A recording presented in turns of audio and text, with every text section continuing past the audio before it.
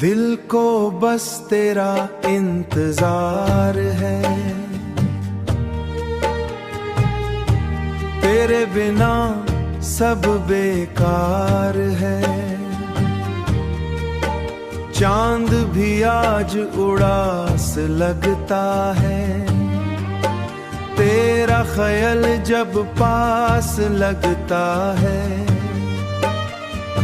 सितारों की रोशनी कहती है, तेरी याद यहाँ रहती है। हर लम्हा तेरा एहसास है, दिल को बस तेरा इंतजार है। हवा जब पास से गुजरती है, तेरी बात दिलाती है। दिल फिर गीत बनाता है, तेरा नाम गुनगुनाता है। कभी दूरियों का गम मिलता है, कभी मिल का पल खिलता है, कभी मिल का पल खिलता है। इश्क का सफर अजीब सही, मगर दिल ते रहता है।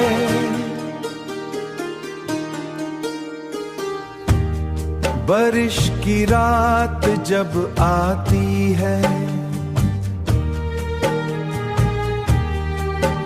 तेरी याद साथ लाती है। दिल का हर कोना कहता है, तेरा प्यार ही रहता है। सुबह का सूरज जब चमकता है, तेरा चेहरा याद दिलाता है। शाम की हवा जब चलती है, दिल तेरा नाम लेता है।